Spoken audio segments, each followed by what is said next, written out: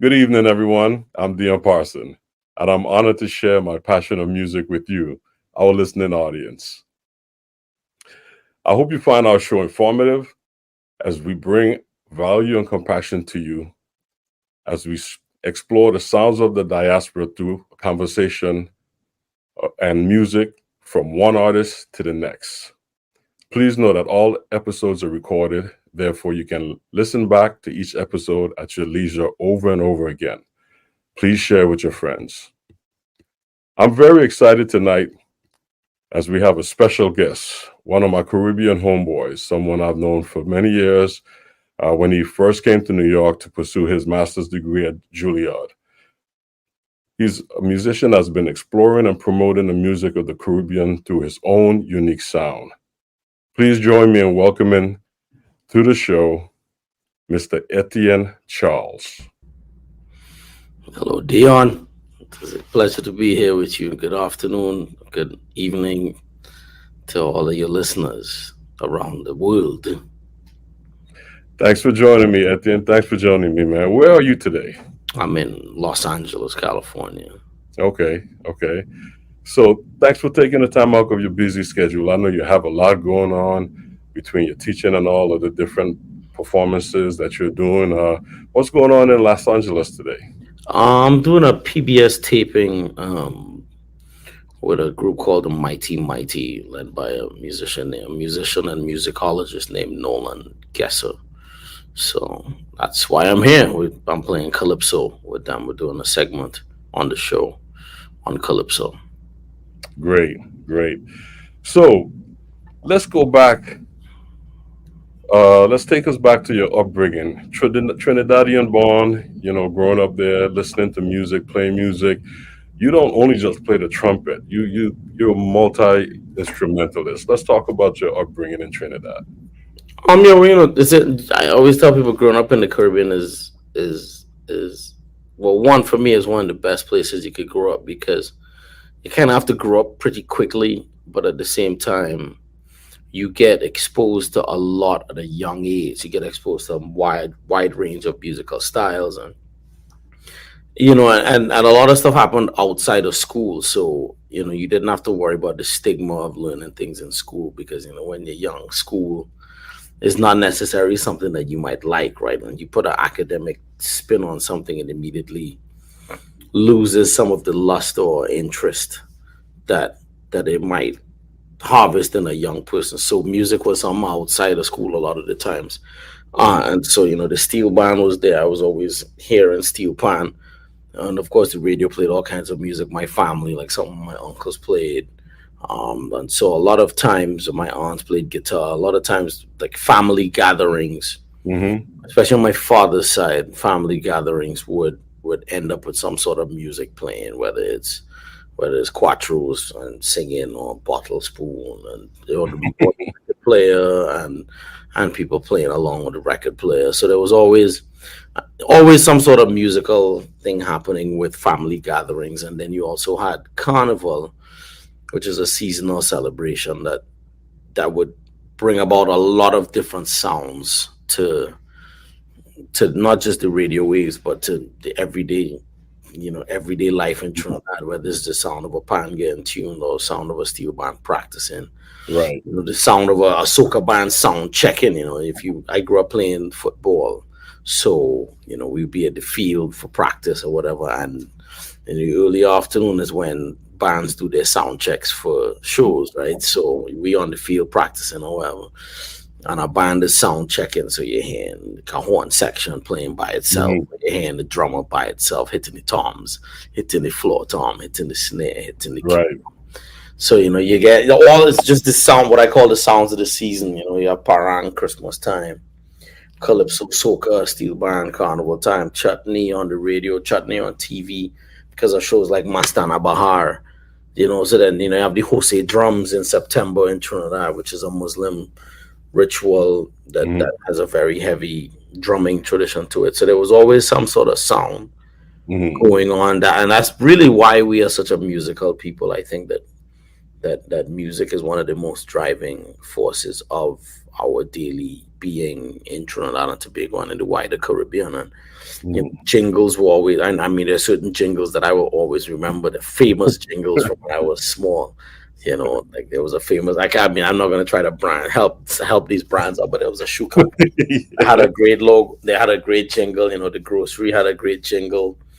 That was a big tradition, and we as children would know these jingles, and it was a way for you. It was looking back now as a professional person dealing with marketing brands or whatnot. I just remember that there were these very very innate and very indigenous Trini sounds attached to these Trini brands through music. Right. So the music was everywhere, and so that's really what I take away from my upbringing in Trinidad, is that there was music everywhere.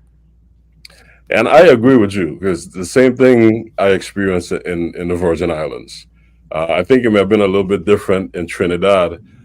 You were closer to South America, and we had the American influence. So we had a lot of the disco and the modern music as well. But like you mentioned, the drumming, and everywhere you went was live music and the jingles. Like we have our own commercials as well. But I think the biggest rivalry I remember growing up was Carnival. Like, who had the best Carnival? Yeah, And yeah. this is Trinidad will have the biggest Carnival, but everybody's gonna claim to be the best. And I never participated in the bands on that level, traveling from into Ireland for Carnival. But I remember a lot of bands going to Trinidad for Carnival and coming back, talking about Road March and stuff. So there was a heavy competition in the greater Caribbean for who had the best carnival and who had the best band. Hmm. Yeah, so the music was always prominent and prevalent in the community. And I recall coming to New York. One of the first musicians I met also was David Williams, Hmm. a bass player from Trinidad. Yeah, Happy's father was a legendary band leader in Trinidad as well, John Buddy Williams. Exactly. And going to the Pan Jazz Festival in Trinidad, I performed down there with Monty Alexander and met so many musicians at that time. So it's a good, I think, is a good foundation, a fostering ground for musicians coming up with Trinidad. So you left Trinidad and you went to college to pursue your degree. Yeah, I went to Florida State University to do my first degree under Marcus Roberts, Leon Anderson, Rodney Jordan, and Scotty Barnhart were my main teachers, Hmm. as well as Bill Peterson and Bill Kennedy. I they kind of all took me under their wing and showed me different things. So it was because it was a small program, I was able to get a very unique experience as a student. A lot of one-on-one time with Hmm. each person. Marcus Roberts for composition. And not just to study composition, but to play his music. We learned Right. his music, Hmm. playing it with him and touring with him and playing in his band. So it was a very wholesome, almost like on the job training about Hmm. music. And then from that, he was always very vocal about making sure that you're able to have your music be a reflection of your identity, whether it's a Yes. cultural identity or academic identity, or whichever way, or fusion of the few. So he was always, once I started showing him a lot of the stuff that I was checking out and from Trinidad and stuff, he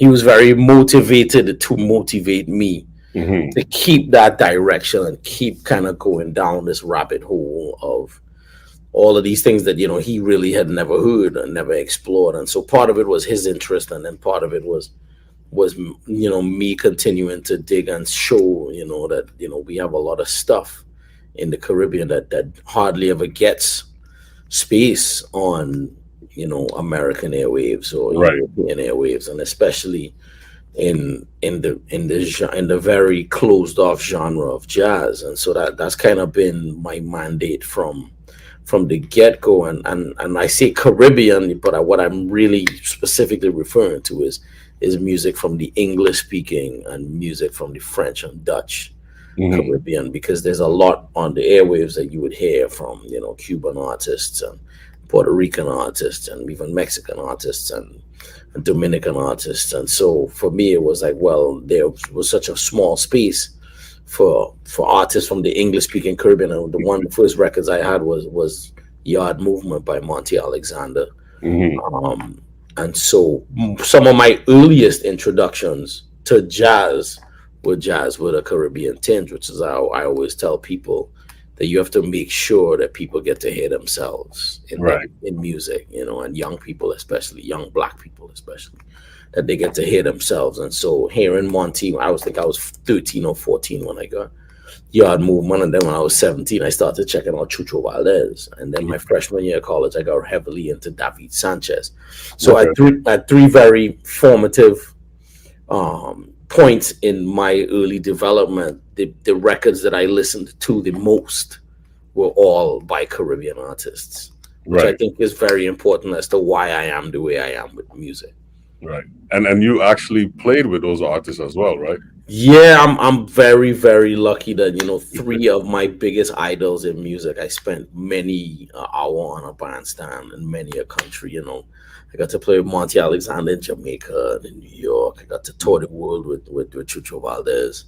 I toured, for 4 years with David Sanchez, standing right next to him in SF Jazz Collective, as well as one season with Miguel Zenon, who was a member of the David Sanchez quintet that really inspired me to work, our folk rhythms and song forms and phrasing styles into jazz composition. David's record Melaza, which featured Miguel and Edsel Gomez and Antonio Sanchez and Hans Glavishnik, is still one of the records I go back to over and over again to think about ways that we can continue to move forward, with this, what I call jazz with almost like a Caribbean accent. So it's clear that it's based on the improvisatory styles, but it's rooted more in our home vibe.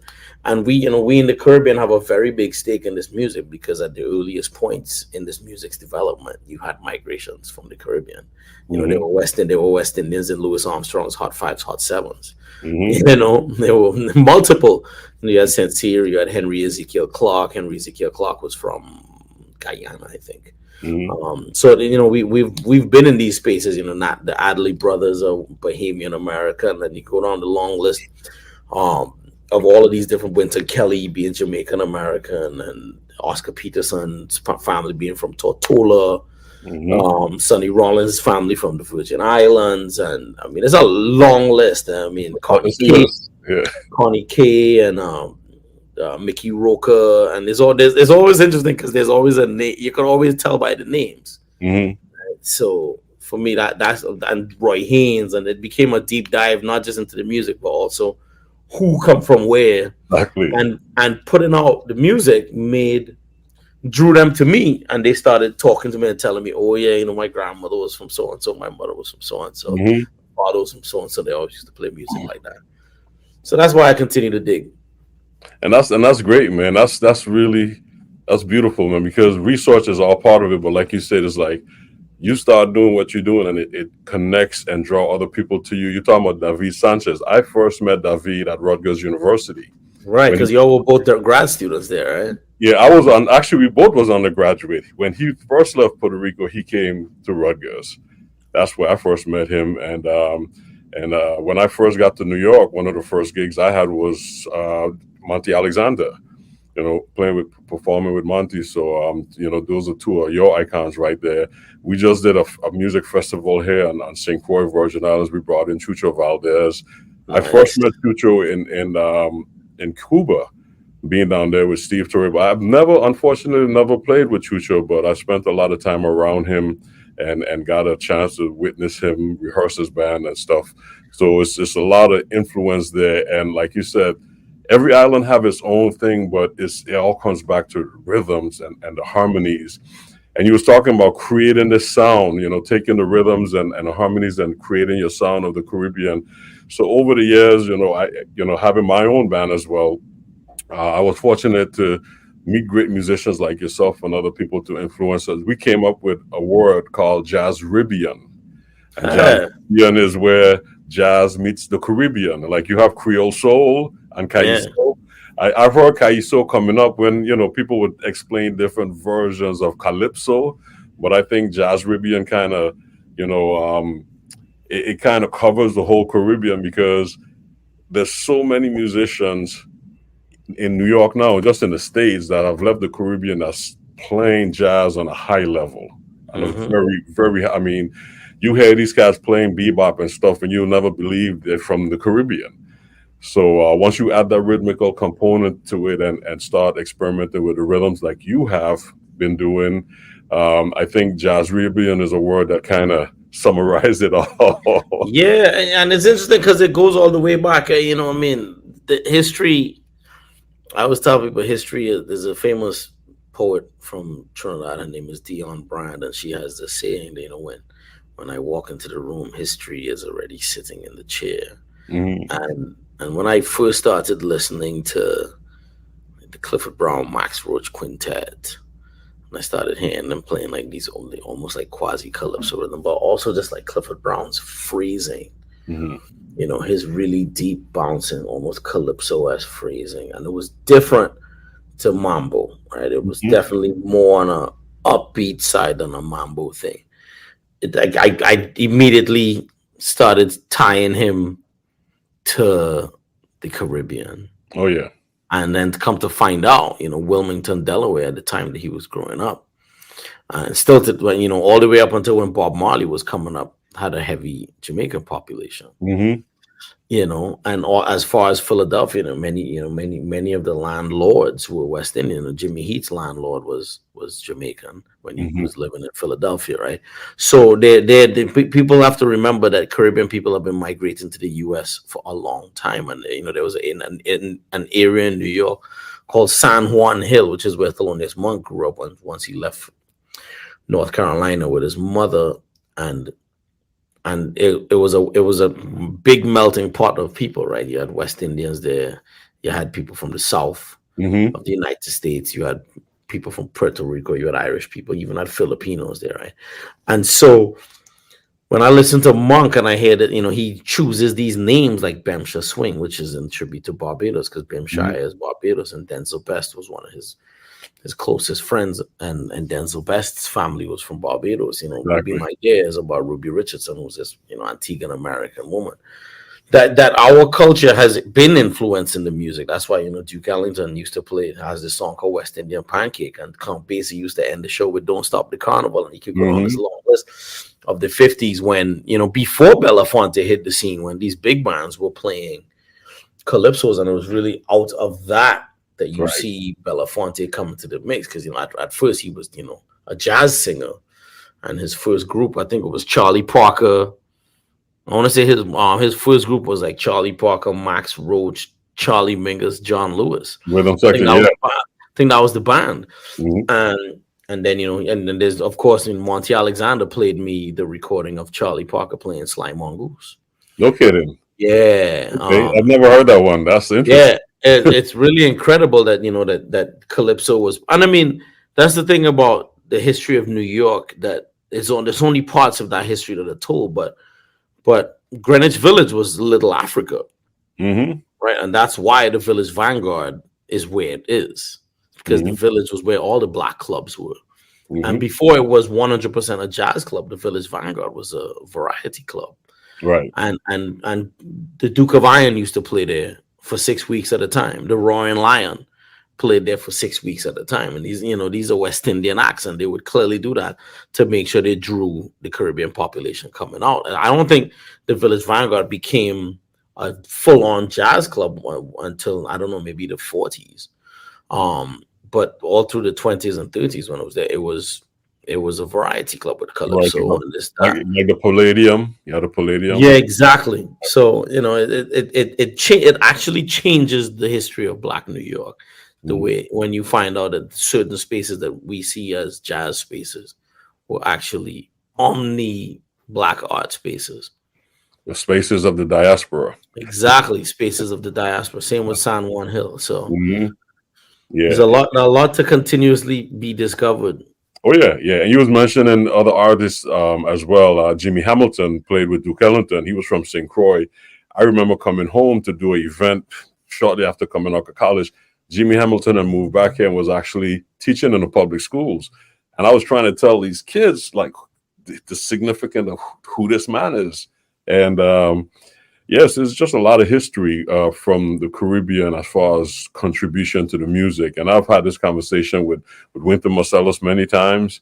And that's one of the things he's always said, like the Caribbean is one of the last few uncharted territory when it comes to the music and what's happening. And each island has its own tinge and the same rhythm and its own vibe in it. And even if you go back to listen to old time calypso, you know, that roundhouse bass line, boom, boom, boom, boom, boom, ding, boom, boom, boom, ding, ding, ding. You know, all of those jump up vamps and stuff is all the blues. It's just playing off of the blues, you know. So that's one of the influences that I realized first. The music that we were listening to had the same rhythmical foundation and the harmonic foundation as the blues and stuff that we was hearing coming from America. A lot of it wasn't being expanded on because the knowledge of improvisation and stuff wasn't there, but the fundamental changes was already there. So it made a lot of sense to me once I jumped into jazz. I don't know about you, but a lot of things got connected real quick. Yeah, I mean, it's interesting you say that because, you know, there's all these different recordings that are coming out now, you know, of like experimental improvisations that happened in the Caribbean long time ago. I mean, because ragtime was very popular in the Caribbean. Exactly. Right? And then you had these string bands. So you had this band called, back then it was known as the Trinidad Dance Orchestra. It was a lovely string band. And it was an integrated band. It was led by a Euro descendant by the name of George Bailey, Baillie. And it was an integrated band, and they went to New York in 1912, and they recorded for the major labels. And that's 5 years before Original Dixieland Jazz Band recorded what is supposed to be the first jazz record on phonograph. But these men are improvising. Right. Clearly, there's there's a violinist improvising, there's a clarinetist blazing improvising. So it's, you know, the language was always changing, and then, you know, you have World War II and the U.S. set up a base in Trinidad. They set up two bases in Trinidad, and that's how radio waves came to Trinidad. The first radio stations in Trinidad were the U.S. Army radio stations. So there was Glenn Miller, etc. And then right after that, you start hearing all these almost like big band style introductions to calypsos, and it's because of the arranging, right? And there was a great arranger by the name of Rupert Nurse who passed away a few years ago. He was a bass player and saxophone player, and he took a mail order arranging course with one of Glenn Miller's arranging course. Yeah, so they basically used to mail you the book and mail you the exercises, and you would do the exercises and mail it back. And he learned to arrange taking that course, and then immediately he started. You hear, I mean, his style is so like, I mean, he's the one that started making the horn section. So like you have a 4-piece horn section, and you have saxes playing one thing, and then you have the brass playing another thing. So it almost has like the idea of a big band moving around. Right. Like My Pussin is a great example of it. Steel band music is another example of it. Yeah. A lot of the stuff that Kitchener put out in the late 40s, early 50s, that was all Rupert Nurse's arrangements. And you know, it clearly shows this link, this dialogue between North America and the Caribbean, you know. Right, because a lot of the bands was going to New York to record. Yeah, I mean, they did a lot of recordings, and even though RCA and Victor built studios in Trinidad in the 1920s, they've been recording, you know, high tech in studios in Trinidad since like 1927. They built a studio. RCA and Victor, they built a studio in Port of Spain. I think it was on Nelson Street, I want to say. Because you know that back then that was they were recording a lot of music in Trinidad. Well, that was a big hub back then. I mean, everybody went to Trinidad for great horn arrangements. Even like Lord Nelson, Kissinger, and all of these guys. As you fast forward to the 50s and 60s, that was the big thing. That was the time I grew up, and that's what we heard. Everybody had a horn section. Yeah, that was the bread and butter, and then a lot of the recordings started moving to New York. Hmm. In the 70s, you saw the Granville Straker and and Ralston Charles Hmm. have these very top level record labels putting out soca and calypso. Ralston Charles, famous Charlie's Records as we know it. Hmm. Yep. And they really were some of the biggest advocates for getting the music into the popular ears Right. worldwide. And that but for me, when I listen to soca music, especially the records that they did in New York, when you listen to Arrow's music, or when you listen to the stuff that Baron was putting out, or the stuff that Leston Paul was doing. And as much as it's a Trinidadian songwriter or a Trinidadian calypsonian and a Trinidadian singer, I see soca as a Caribbean music It is. because Yeah. because the musicians that were playing it were from all over. From all So over. Yeah. people forget that the bass man on a lot of those famous soca recordings, he was from Panama, Hmm. Yep. right? Yep. And the horn section, Mac Coulihan is playing lead trumpet on a lot of that stuff. If it's not Mac, it's a guy named Ricky Braffett. Ricky Braffett is from Barbados. And then, of course, you have Errolins from Trinidad. Charles Dougherty on saxophone from Jamaica. Hmm. Clifton Anderson on trombone. That's Sonny Rollins' nephew. He family from the Virgin Don't Islands. forget Gary Bartz did a Right, lot. Gary Bartz did a lot of that stuff too. Huh? He's a Yeah, jazz icon from Maryland. Bartz, yeah, because yeah. So lot it's so it's a very I saw it as a very pan African diasporal. Mhm. It's almost like the diaspora converging in the studio, and the music Right, that exactly. came out.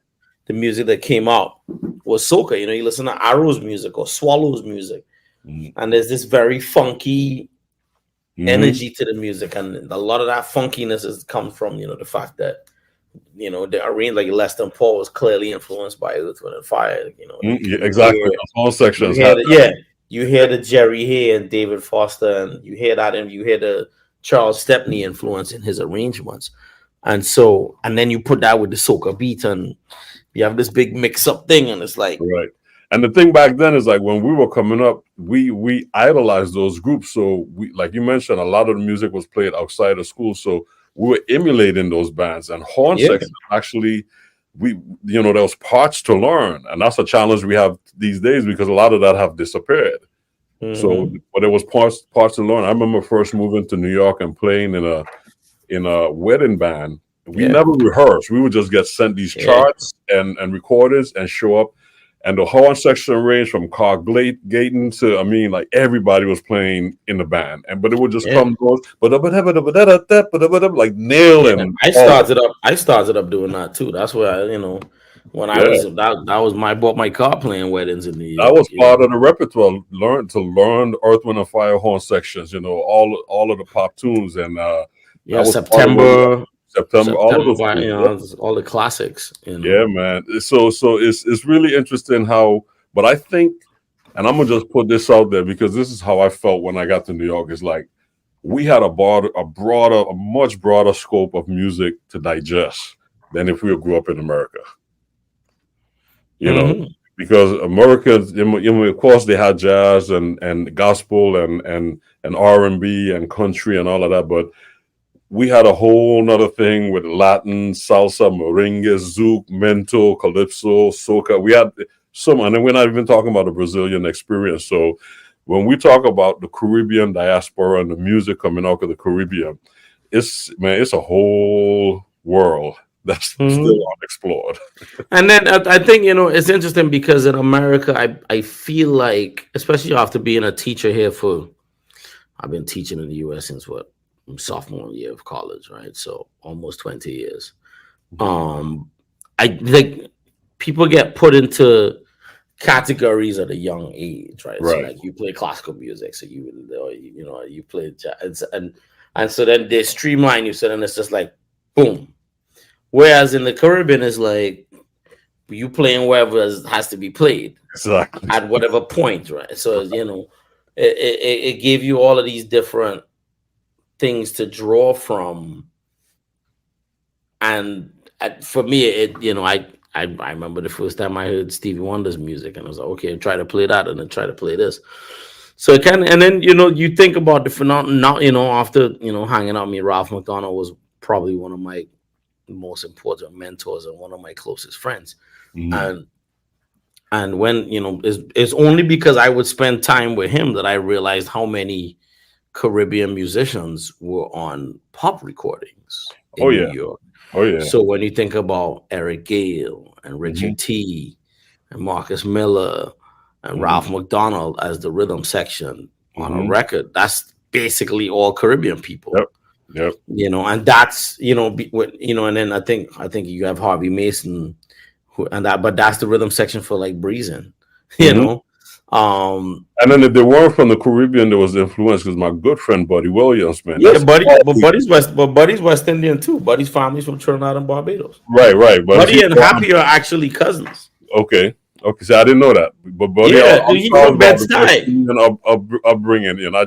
I just spoke to him a couple of weeks. He's like West Indians, man. He's in it, man. And Buddy Yeah, was like he was on everything from David Sanborn to Roberta yeah. Flack. I mean, Yeah, somebody Stanley Banks, the bass player, Stanley he's Banks, exactly. Bajan. Yeah, all those. Richard T's family from Suriname. His real name is Richard Tenrick. Eric Mhm. Gale's family is But you Bajan and mentioned Ralph Jamaican. McDonald as a percussionist. A lot of people don't know he was a great composer, man. He wrote so Yeah, many of those, yeah, pop he was a great tunes. songwriter. Where's Great the songwriter. love and In the Yeah. Name of Love and Mr. Magic for Roberta Flack, which then Hmm. became really famous with Grover Washington's version of it.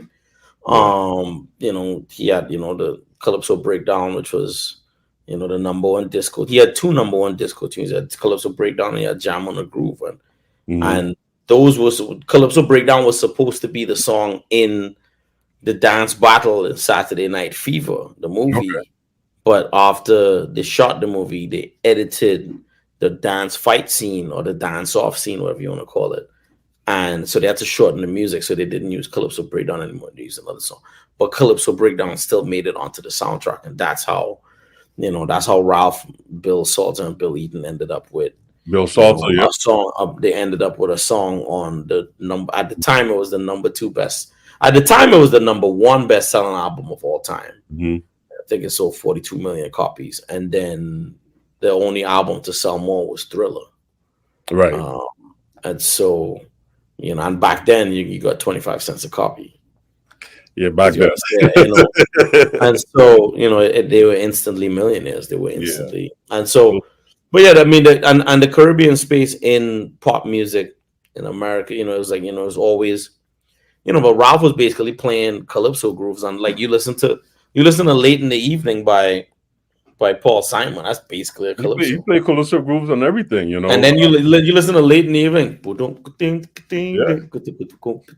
And Ralph played anything, man. I was doing a gig with Yeah. Wycliffe Gordon, and he just came up with a bottle and a spoon next to me. Yeah, I was there. This was at Dizzy's. Exactly. It was And Jimmy put a Buffett's soul on party. it, man, and tore the It was house down, man. It was Jimmy Buffett's party. I have a picture of that. Buffett's party, exactly. Yeah. I actually have a picture of Ralph beating that bottle. It was a glass, actually. It wasn't a bottle. It was a glass. Yeah. Yeah, man. I mean, you listen to the Graceland album that Paul Simon did. You listen to Call Me Al.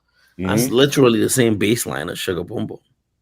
It's like zoom doom doom doom doom ding ding ding. So now it's for me. That's a big part of what I do as well. Is always trying to find us in the space. Like what we have, because we don't get hype like the Caribbean. We don't really. The Caribbean is not seen as a viable artistic source, right? Right. In a lot of instances, and part of my purpose is to play the music of people like Hazel Scott and Winifred Atwell, and so that people know that these are people from the Caribbean, right? And that they and Lord Woodbine, and that the three of them right there. I mean, you got Hazel Scott. Winifred Atwell was Elton John's biggest influence on the piano. You have Lord Woodbine was the Beatles' influence, their first manager. I'm talking about two of the most influential and best-selling artists of all time, having heavily influences from the Caribbean, specifically from Trinidad, right? And there's instances of that for the Virgin Islands. I mean, one of my favorite musicians was from the Virgin Islands. I'm talking about musicians in the pop space is John Lucien, Yeah. and he was, And in addition to a great singer and songwriter, I mean, his bass playing. He was a great bass player. I was getting ready to say, man, I used to play gigs with him on the bass when I was in college, and I would come back to St. Thomas. Yeah. Yeah, his bass playing was beyond, was next level. Yeah, he had a great feel, man. What was that record he did on bass that a lot of people don't know he's a bass player? It's like a famous record. Rashida. Well, Rashida, he's singing on. That's him. But he did. Let me see which one. There's another record that he was pretty famous for playing bass on. I'm trying to remember the name of it. I gotta go back and. But speaking, not save that thought because I want to get to some of your music. Okay. we could talk and talk for a while, man. There's a lot of information flowing here, but let's check out Dame Lorraine. Let's check out Dame Lorraine. It's from your new album that you just released, and you could talk about it once we get back. After listening to it.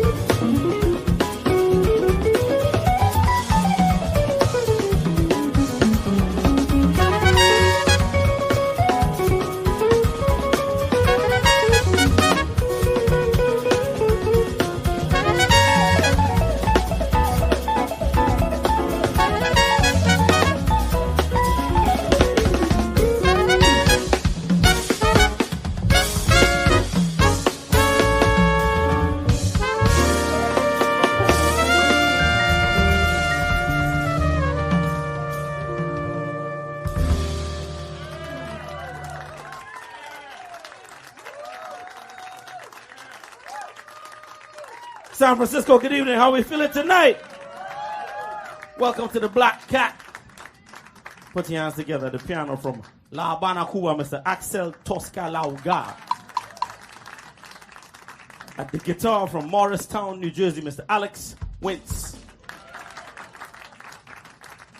At the bass from Washington, D.C., the human jukebox himself, Ben Williams.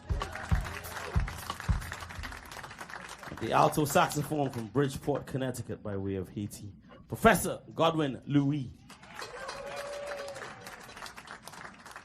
And at the drums and cymbals from Miami, Florida, standing at 5'11", by way of Haiti as well. Put your hands together for the one and only, my brother from another, Mr. Obed Calvert. Yes, sir. Yes, sir. So that's Dame Lorraine, huh? Yeah, that was, that's how we've been opening the show for the last about a year. We recorded that in I have to big up Rashawn Ross, saying hello to my brother, Yes, sir. What's up, Rashawn? Rashawn, I remember when I was at Berkeley, the 5-week program in 2000. Rashawn, it was all the VI brothers used to sit in the cafeteria and make one set of noise, just talking usual Caribbean nonsense. In the middle of the day while we were having lunch or breakfast or whatever. It was like they were always in the cafeteria. And I would always hail them out. And they would be like, "Oh, well, I'm Trini," So it was, I remember him from all the way back then. But yeah, that's down. That's our show opener for about the past year, maybe a year and a half. We've been doing down. But we recorded this album. This is actually from Live in San Francisco. This version of it. We recorded that in March of 2022 at the Black Cat in San Francisco. Okay. And what I love about listening to this track is, what I love about Creole Soul now is that it's become it's almost like a Caribbean conglomerate of musicians, It's Axel's from Cuba, Godwin and Obed, a Haitian American, Ben is from DC, but he grew up in DC, when DC had a Caribbean population. And on top of that, he has Gullah roots from South Carolina, which is clearly right. So that's clearly, yeah. Yeah, and so it's just so I hear everybody putting their own feel on, and it for me, it brings joy when I listen back to, because I hardly ever listen to the band, I hardly ever listen to what we do, but it brings joy just to remember these moments and just know that it's we're trying to keep the dance music moving.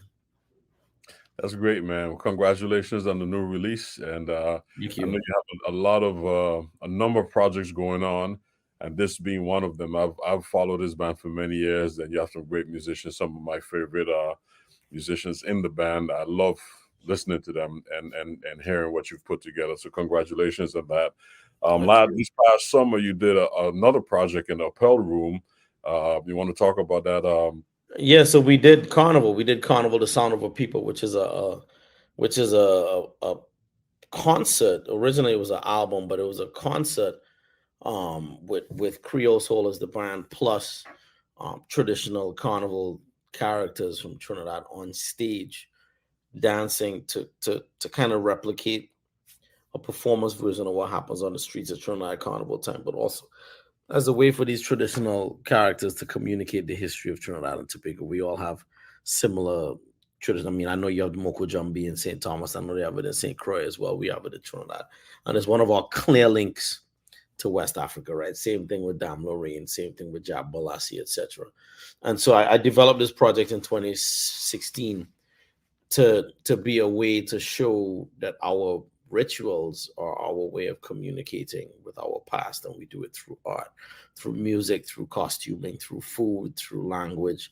And so that's and we were lucky enough to get to do it in New York. And we did it in New York, we did it in Toronto, we did it in Miami, we did it in London, we did it in San Francisco and Los Angeles. So I'm grateful because I was able to take it to many of the different parts of the Caribbean diaspora, which was the point, was to communicate this music and the fact that this comes out of these costume traditions to the places where we have gone.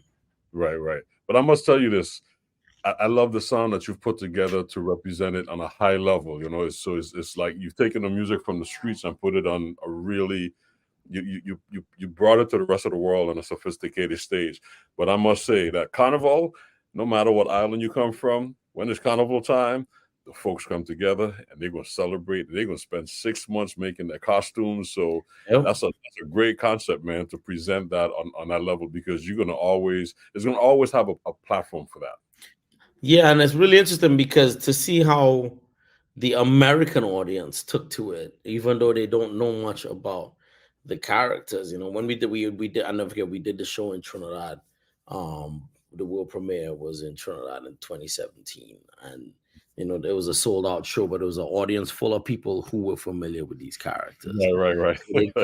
They came kind of knowing what they were going to see, but they didn't know what they were going to hear. And so when they were done, it was like, wow, there's clearly a relation between the music and the sights and whatnot. And that would sound of a people. So that's why you hear Tambu Bambu, you hear the Calypso group, you hear Iron, you hear Steel Pan. Because I wanted to make sure that we use the sound, the biscuit tins from the Jab Malasi, so that throughout the whole suite, you're hearing all of these different sounds that came from the migrations of peoples from around the world, specifically to Trinidad. And so that's what we've taken now. And we did it in New York, in Miami. We have films that go along with it that kind of immerse people into. It's like we put them on the streets of Trinidad. Right, exactly. Carnival Friday, we put them up in the hills of Parson.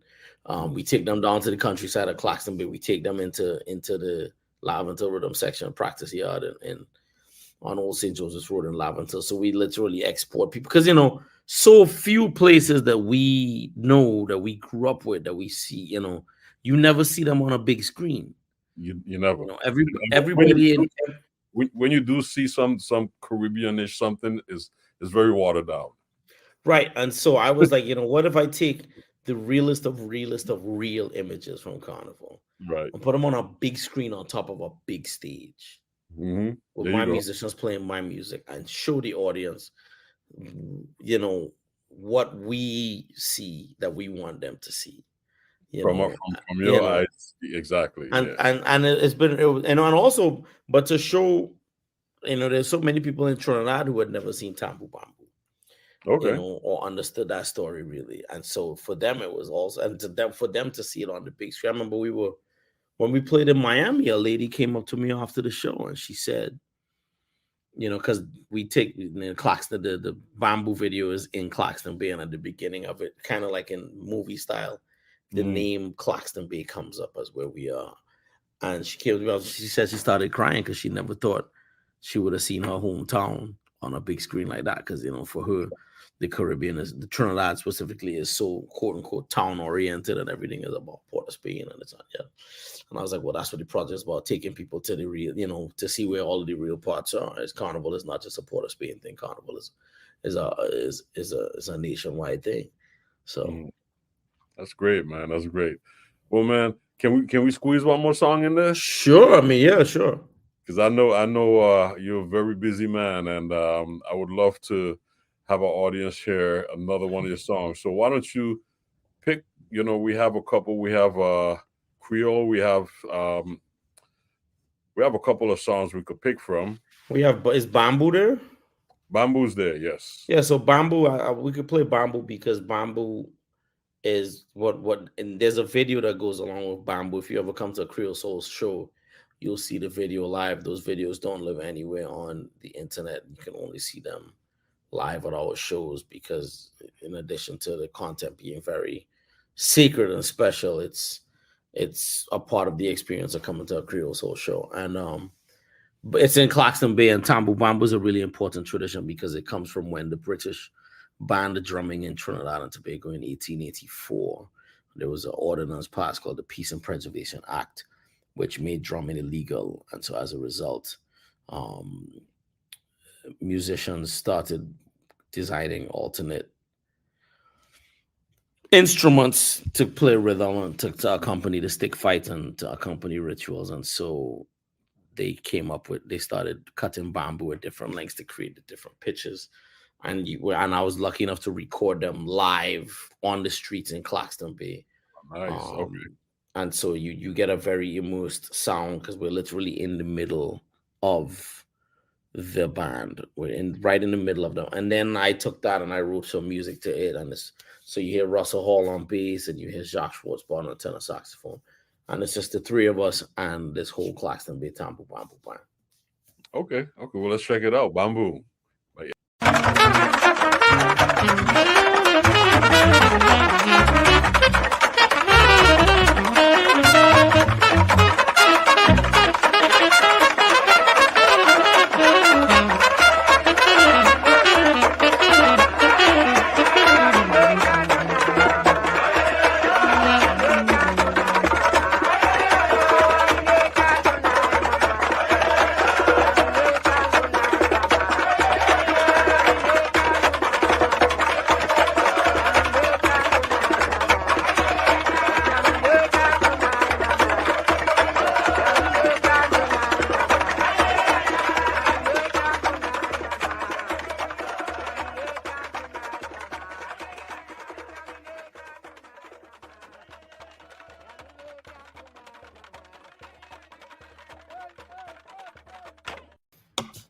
That's great, man. It just shows that you can make music out of anything. You can make music out of anything, man. That's wonderful. Bamboo.